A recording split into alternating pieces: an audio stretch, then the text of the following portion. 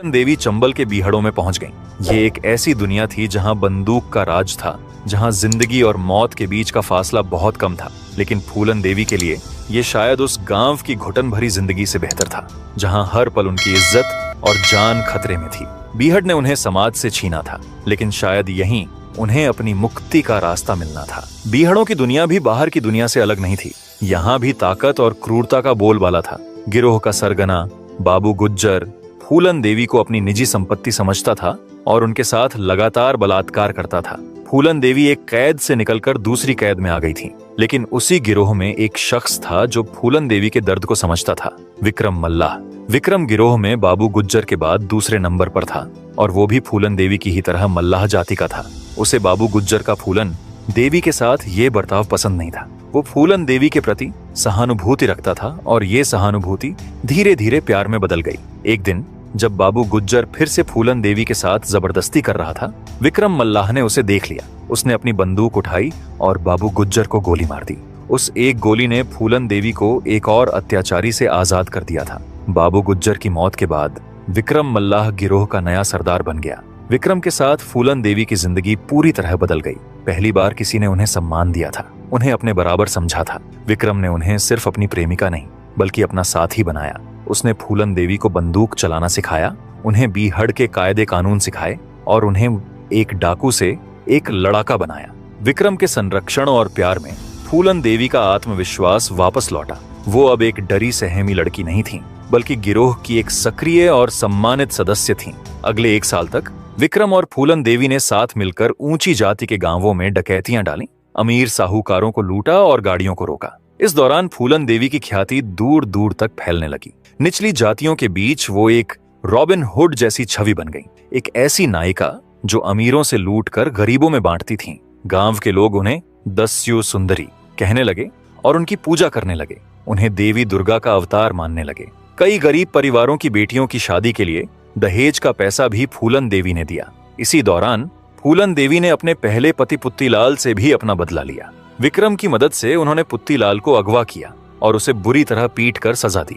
ये उनके अंदर सुलग रही इंतकाम की आग की पहली चिंगारी थी जो बाहर आई थी। लेकिन बीहड़ों की दुनिया में जाति का जहर बाहर के समाज से भी ज्यादा खतरनाक था। विक्रम मल्लाह का एक निचली जाति का होकर गिरोह का सरदार बनना गिरोह के ठाकुर डाकुओं को पसंद नहीं आ रहा था। ये सिर्फ ताकत की लड़ाई नहीं थी, ये जातिगत वर्चस्व की लड़ाई थी। चंबल के बीहड़ भी भारतीय समाज का ही एक छोटा रूप थे, जहां जाति की दीवारें बंदूक की गोलियों से भी ज्यादा मजबूत थीं। विक्रम और फूलन देवी की ये खुशी और उनका प्यार ज्यादा दिन टिकने वाला नहीं था। साल 1980 में गिरोह के 2 पुराने सदस्य श्री राम सिंह और लाला राम सिंह जेल से रिहा होकर वापस आए। वो दोनों ठाकुर जाति के थे और गिरोह के पूर्व सरदार थे। उन्हें मानेक साख ने एक मल्लाह का सरदार बनना और एक मल्लाह औरत का उसके बराबर बैठना बर्दाश्त नहीं हुआ। गिरोह के अंदर सत्ता और जाति को लेकर एक संघर्ष शुरू हो गया। ठाकुर भाइयों ने एक साजिश रची। अगस्त 1980 में उन्होंने धोखे से विक्रम मल्लाह की हत्या कर दी। विक्रम की मौत के साथ ही फूलन देवी का एकमात्र सहारा और रक्षक भी छिन गया। वो एक बार फिर अकेली और असहाय हो गई थी। श्री राम और लाला राम ने फूलन देवी को अपना बंदी बना लिया। वो उन्हें पास के एक गांव बेहमई ले गए जो ठाकुरों का गढ़ माना जाता था। वहां फूलन देवी को एक कमरे में बंद कर दिया गया और उनके साथ वहशियाना दरिंदगी की एक ऐसी दास्तान लिखी गई जिसने उनकी आत्मा को हमेशा के लिए जख्मी कर दिया। अगले कई हफ्तों तक श्री राम, लाला राम और गांव के दूसरे ठाकुर मर्दों ने उनके साथ सामूहिक बलात्कार किया। ये सिर्फ हवस नहीं थी, ये एक निचली जाति की औरत को उसकी औकात याद दिलाने का एक क्रूर अनुष्ठान था। ये उन्हें उस हिम्मत की सजा थी जो उन्होंने एक ठाकुर के खिलाफ जाकर एक मल्लाह से प्यार करके दिखाई थी। जुल्म की इंतहा तब हुई जब उन्हें पूरी तरह नग्न करके पूरे गांव में घुमाया गया और गांव के कुएं से पानी लाने के लिए मजबूर किया गया। ये सिर्फ उनका शारीरिक अपमान नहीं था, ये एक सार्वजनिक तमाशा था जिसका मकसद पूरी मल्लाह जाति को ये संदेश देना था कि अगर उन्होंने सिर उठाने की कोशिश की तो उनका भी यही हश्र होगा। उस औरत के शरीर को ठाकुरों ने अपनी जातिगत श्रेष्ठता के प्रदर्शन का एक माध्यम बना लिया था। कई हफ्तों की इस असहनीय पीड़ा के बाद एक रात फूलन देवी किसी तरह वहां से भागने में कामयाब हो गईं। वो जख्मी थीं, टूटी हुई थीं, लेकिन जिंदा थीं और उनकी आंखों में अब सिर्फ एक ही चीज थी, बदला। बेहमई के जख्म ने उनके अंदर की इंसानियत को लगभग मार दिया था और एक ऐसी बैंडिट क्वीन को जन्म दिया था, जो अब सिर्फ इंतकाम के लिए जीने वाली थी। बेहमई से भागने के बाद फूलन देवी ने अपना खुद का गिरोह बनाया। उनके गिरोह में ज्यादातर लोग मल्लाह और अन्य पिछड़ी जातियों से थे, जो ऊंची जातियों के जुल्म से तंग आ चुके थे। फूलन देवी अब सिर्फ एक डाकू नहीं, बल्कि एक प्रतीक बन चुकी थी, पिछड़ी जातियों के विद्रोह का प्रतीक। अगले कुछ महीनों तक फूलन देवी और उनके गिरोह ने बीहड़ों में अपना दबदबा कायम किया, लेकिन उनके दिल और दिमाग में सिर्फ एक ही जगह का नाम गूंज रहा था, बेहमई। वो अपने बलात्कारियों श्री राम और लाला राम को ढूंढ रही थी। आखिरकार वो दिन आया, 14 फरवरी 1981। फूलन देवी को खबर मिली कि बेहमई में एक शादी है और श्री राम और लाला राम भी वहां मौजूद हो सकते हैं। पुलिस की वर्दी पहने फूलन देवी अपने गिरोह के साथ बेहमई गांव में दाखिल हुई। उन्होंने पूरे गांव को घेर लिया और अपने दो सबसे बड़े दुश्मनों श्री राम और लाला राम को बाहर निकालने की मांग की, लेकिन वो दोनों गांव में नहीं थे, या शायद छिप गए थे। जब उनके गुनहगार नहीं मिले तो फूलन देवी का सालों से दबा हुआ गुस्सा एक ज्वालामुखी की तरह फट पड़ा। उन्होंने गांव के सभी ठाकुर मर्दों को एक जगह इकट्ठा करने का आदेश दिया। फिर उन्हें पास ही यमुना नदी के किनारे ले जाया गया और एक लाइन में खड़ा कर दिया गया। इसके बाद जो हुआ उसने पूरे देश को हिलाकर रख दिया। फूलन देवी के गिरोह ने उन पर गोलियां बरसा दी। इस हत्याकांड में 22 लोगों को गोली मारी गई, जिनमें से 20 की मौत हो गई। इस घटना को लेकर कई तरह की बातें कही जाती हैं। फूलन देवी ने अपनी पूरी जिंदगी इस बात से इनकार किया कि उन्होंने खुद किसी पर गोली चलाई थी। उनका कहना था कि उनके गिरोह के लोगों ने, जो उनके अपमान से गुस्से में थे, इस हत्याकांड को अंजाम दिया। वहीं कुछ चश्मदीदों का कहना था कि फूलन देवी ने खुद गोली नहीं चलाई, लेकिन उन्होंने एक इशारे से गोली चलाने का आदेश दिया था। सच जो भी हो, बेहमई हत्याकांड की जिम्मेदारी फूलन देवी पर ही आई। ये हत्याकांड सिर्फ एक बदला नहीं था, ये एक निचली जाति की बलात्कृत महिला द्वारा ऊंची जाति के पुरुषों से लिया गया सामूहिक बदला था। ये उस सामाजिक व्यवस्था पर एक सीधा हमला था, जिसने उन्हें और उनके जैसी लाखों औरतों को जानवर से भी बदतर जिंदगी जीने पर मजबूर किया था। इस एक घटना ने फूलन देवी को बैंडिट क्वीन के रूप में पूरे भारत में मशहूर कर दिया। सरकार और पुलिस के लिए वो देश की सबसे बड़ी दुश्मन बन गई, लेकिन गरीबों और दलितों के लिए वो न्याय की देवी बन चुकी थी। इस हत्याकांड का राजनीतिक असर इतना बड़ा था कि उत्तर प्रदेश के तत्कालीन मुख्यमंत्री वीपी सिंह को नैतिक जिम्मेदारी लेते हुए अपने पद से इस्तीफा देना पड़ा। एक अकेली औरत के इंतकाम ने एक सूबे की सरकार गिरा दी थी। बेहमई हत्याकांड के बाद फूलन देवी भारत की सबसे वांछित अपराधी बन गई। उत्तर प्रदेश और मध्य प्रदेश की पुलिस ने उन्हें पकड़ने के लिए इतिहास का सबसे बड़ा तलाशी अभियान चलाया। उनके सिर पर 10,400 अमेरिकी डॉलर के बराबर का इनाम रखा गया। अगले 2 साल तक फूलन देवी पुलिस को चकमा देती रही। चंबल के बीहड़, जिन्हें वो अपनी हथेली की तरह जानती थीं, उनकी ढाल बने रहे, लेकिन लगातार भागने की जिंदगी बहुत मुश्किल थी। गिरोह के कई साथी पुलिस मुठभेड़ों में मारे जा रहे थे। फूलन देवी खुद भी इस जिंदगी से थक चुकी थी। उन्हें एहसास हो गया था कि वो हमेशा के लिए ऐसे नहीं जी सकती। इसी दौरान मध्य प्रदेश पुलिस के एक सुपरिटेंडेंट राजेंद्र चतुर्वेदी ने उनसे संपर्क साधा और आत्मसमर्पण के लिए बातचीत शुरू की। ये बातचीत लगभग 1 साल तक चली। फूलन देवी एक चतुर रणनीतिकार थीं। वो जानती थीं कि अगर उन्होंने उत्तर प्रदेश पुलिस के सामने आत्मसमर्पण किया तो उन्हें मार दिया जाएगा। बेहमई के ठाकुरों का राजनीतिक दबदबा बहुत ज्यादा था और यूपी पुलिस पर उन्हें खत्म करने का भारी दबाव था। इसीलिए उन्होंने आत्मसमर्पण के लिए मध्य प्रदेश सरकार को चुना और अपनी शर्तें रखी। ये शर्तें किसी आम अपराधी की नहीं, बल्कि एक राजनीतिक कैदी की थीं। उनकी मुख्य शर्तें थीं, उन्हें और उनके गिरोह के किसी भी सदस्य को फांसी की सजा नहीं दी जाएगी। गिरोह के बाकी सदस्यों को 8 साल से ज्यादा की सजा नहीं होगी। उन्हें उत्तर प्रदेश की जेल में नहीं, बल्कि मध्य प्रदेश की जेल में रखा जाएगा। उनके परिवार को जमीन और सुरक्षा दी जाएगी और उनके भाई को सरकारी नौकरी मिलेगी। मध्य प्रदेश के तत्कालीन मुख्यमंत्री अर्जुन सिंह इन शर्तों पर सहमत हो गए। उन्होंने फूलन देवी की राजनीतिक और सामाजिक अहमियत को समझा। वो जानते थे कि फूलन देवी सिर्फ एक डाकू नहीं, बल्कि पिछड़ी जातियों के लिए एक बहुत बड़ा प्रतीक है। आखिरकार फरवरी 1983 में भिंड मध्य प्रदेश के एक मैदान में हजारों लोगों और मीडिया के सामने फूलन देवी ने मुख्यमंत्री अर्जुन सिंह के सामने आत्मसमर्पण कर दिया। उन्होंने अपनी राइफल नीचे रखी, लेकिन उनका सिर झुका नहीं था। ये एक अपराधी का नहीं, बल्कि एक योद्धा का आत्मसमर्पण था, जिसने अपनी शर्तों पर जंग खत्म की थी। आत्मसमर्पण की शर्तों के मुताबिक फूलन देवी को ग्वालियर की जेल में रखा गया। उन्हें और देश को उम्मीद थी कि अब कानून अपना काम करेगा और उनके मामलों की सुनवाई होगी, लेकिन ऐसा कुछ नहीं हुआ। फूलन देवी ने अपनी जिंदगी के 11 साल ग्वालियर और जबलपुर की जेलों में बिना किसी मुकदमे के गुजार दिए। ये भारतीय न्याय व्यवस्था के इतिहास के सबसे अजीब और शर्मनाक अध्यायों में से एक है।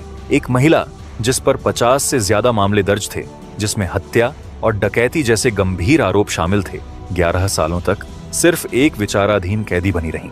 इसके पीछे की वजह सीधी और साफ थी, राजनीति। उत्तर प्रदेश की सरकार और ठाकुर लॉबी चाहती थी कि उन्हें यूपी लाकर उन पर मुकदमा चलाया जाए, जहां उन्हें फांसी की सजा मिलना लगभग तय था। वहीं मध्य प्रदेश सरकार अपने वादे से बंधी थी और उन्हें यूपी भेजने को तैयार नहीं थी।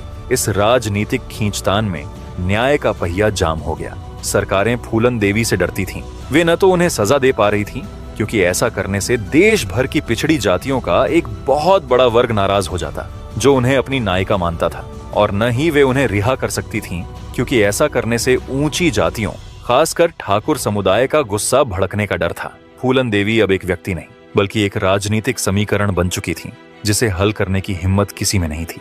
इसलिए व्यवस्था ने सबसे आसान रास्ता चुना, उन्हें भूल जाने का, उन्हें जेल की दीवारों के पीछे सड़ने के लिए छोड़ देने का।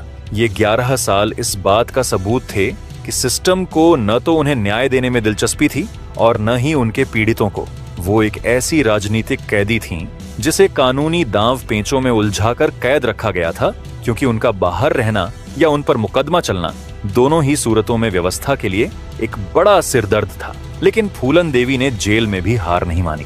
वो बीमार रहीं, उन्हें खराब स्वास्थ्य से जूझना पड़ा, लेकिन उन्होंने अपनी लड़ाई जारी रखी। उनकी कहानी देश और दुनिया में फैलती रही, उन पर किताबें लिखी गईं, और 1994 में शेखर कपूर ने बैंडिट क्वीन नाम से एक फिल्म बनाई, जिसने उन्हें अंतर्राष्ट्रीय स्तर पर पहचान दिलाई। हालांकि फूलन देवी ने खुद इस फिल्म का विरोध किया, क्योंकि उनका मानना था कि फिल्म ने उनकी कहानी को सही तरीके से नहीं दिखाया और उनकी सहमति के बिना उनके बलात्कार के दृश्यों को फिल्माया गया। आखिरकार 1994 में उत्तर प्रदेश में राजनीतिक समीकरण बदले। मुलायम सिंह यादव की समाजवादी पार्टी की सरकार सत्ता में आई, जिसका मुख्य आधार पिछड़ी जातियां और यादव थे। उन्होंने जनहित का हवाला देते हुए फूलन देवी के खिलाफ चल रहे सभी मामलों को वापस लेने का फैसला किया। इस राजनीतिक फैसले ने फूलन देवी की रिहाई का रास्ता साफ कर दिया। 1994 में 11 साल की लंबी कैद के बाद फूलन देवी जेल से बाहर आईं। वो एक ऐसी महिला थीं जिसे व्यवस्था ने तोड़ा, कुचला और भुलाने की कोशिश की, लेकिन जो हर बार राख से फिर उठ खड़ी हुईं। अब वो एक नई लड़ाई के लिए तैयार थीं, राजनीति की लड़ाई। जेल से रिहा होने के बाद फूलन देवी ने वो किया जिसकी किसी ने कल्पना भी नहीं की थी। उन्होंने अपने उत्पीड़कों से बदला लेने के लिए बंदूक नहीं, बल्कि लोकतंत्र को अपना हथियार बनाया। वो समाजवादी पार्टी में शामिल हो गईं, एक ऐसी पार्टी जो निचली और पिछड़ी जातियों के अधिकारों की बात करती थी। साल 1996 में समाजवादी पार्टी ने उन्हें उत्तर प्रदेश की मिर्जापुर लोकसभा सीट से अपना उम्मीदवार बनाया। ये एक ऐतिहासिक क्षण था। एक महिला जिसे कभी देश की सबसे बड़ी दुश्मन माना जाता था, अब उसी देश का कानून बनाने के लिए जनता से वोट मांग रही थी। उनके विरोधी उन्हें हत्यारिन और डाकू कहकर उनका मजाक उड़ाते थे, लेकिन गरीबों, दलितों और पिछड़ी जातियों के लिए वो उनकी अपनी आवाज थी। चुनाव प्रचार के दौरान फूलन देवी ने कहा, बीजेपी मुझे धमकी देती है कि वे मुझे बर्बाद कर देंगे, लेकिन वे मुझे क्या नुकसान पहुंचा सकते हैं। मेरी जिंदगी तो 16 साल पहले ही बर्बाद हो गई थी। वे मुझे डाकू और अपराधी कहते हैं, लेकिन मैं अपराधी नहीं हूँ। नतीजे आए तो सब हैरान रह गए। फूलन देवी चुनाव जीत गईं और भारत की संसद लोकसभा की सदस्य बन गई। ये लोकतंत्र का सबसे बड़ा चमत्कार था और उस सामंती व्यवस्था के मुंह पर सबसे करारा तमाचा। जिन लोगों ने उन्हें कभी इंसान नहीं समझा, अब उन्हें संसद में उन्हें माननीय सांसद कहकर संबोधित करना पड़ रहा था। ये फूलन देवी की सबसे बड़ी जीत थी, एक ऐसी जीत जो उन्होंने गोली से नहीं बल्कि वोट से हासिल की थी। सांसद के रूप में उन्होंने उन लोगों के लिए काम किया जिनकी आवाज कभी सुनी नहीं गई थी। उन्होंने महिलाओं, दलितों और गरीबों के अधिकारों के लिए संसद में आवाज उठाई। वो उस व्यवस्था का हिस्सा बन गई थीं, जिसने कभी उन्हें खत्म करने की पूरी कोशिश की थी। 1998 के चुनाव में वो हार गईं, लेकिन उन्होंने हिम्मत नहीं हारी। 1999 में वो फिर से मिर्जापुर से चुनाव लड़ी और दूसरी बार सांसद चुनी गईं। इसी दौरान 1994 में उन्होंने उम्मेद सिंह से शादी की और एक सामान्य पारिवारिक जीवन जीने की कोशिश करने लगी। लेकिन फूलन देवी का अतीत उनकी परछाई की तरह हमेशा उनके साथ रहा। सांसद बनने के बावजूद बेहमई हत्याकांड के मामले कानूनी तौर पर फिर से खुल गए थे। सुप्रीम कोर्ट ने भी 1996 में मामलों को खारिज करने की उनकी याचिका को ठुकरा दिया था। इसका मतलब ये था कि जिस समय वो देश के लिए कानून बना रही थीं, उसी समय देश का कानून उन्हें एक हत्या के मामले में कटघरे में खड़ा करने की कोशिश कर रहा था। ये विडंबना दिखाती है कि राजनीतिक ताकत हासिल करने के बाद भी वो उस व्यवस्था के जाल से पूरी तरह कभी आजाद नहीं हो पाई जिसने उन्हें जन्म दिया था। 25 जुलाई 2001, एक सामान्य दिन। फूलन देवी संसद के सत्र में भाग लेने के बाद दोपहर के भोजन के लिए नई दिल्ली में अपने सरकारी आवास पर लौटी। जैसे ही वो अपनी कार से उतरी, 3 नकाबपोश हमलावरों ने उन पर गोलियां बरसानी शुरू कर दी। फूलन देवी को 5 गोलियां लगीं और उन्होंने मौके पर ही दम तोड़ दिया। भारत की बैंडिट क्वीन की कहानी का अंत देश की राजधानी की सबसे सुरक्षित सड़कों में से एक पर दिन दहाड़े खून से लथपथ हो गया। कुछ दिनों बाद शेर सिंह राणा नाम के एक व्यक्ति ने इस हत्या की जिम्मेदारी लेते हुए आत्मसमर्पण कर दिया। उसने कहा कि उसने ये हत्या 1981 के बेहमई हत्याकांड का बदला लेने के लिए की थी, जहां उसके जाति के 22 ठाकुर मारे गए थे। ये हत्या एक बार फिर इस बात का सबूत थी कि फूलन देवी की लड़ाई कभी सिर्फ उनकी अपनी नहीं थी। ये जातियों की लड़ाई थी जो बीहड़ों से शुरू होकर संसद के दरवाजे तक पहुंच गई थी और आखिरकार उनकी जान ले ली। फूलन देवी की हत्या का मुकदमा लंबा चला। 10 साल की सुनवाई के बाद 2014 में दिल्ली की एक अदालत ने शेर सिंह राणा को हत्या का दोषी ठहराया और उसे आजीवन कारावास की सजा सुनाई। लेकिन 10 अन्य आरोपियों को सबूतों के अभाव में बरी कर दिया गया।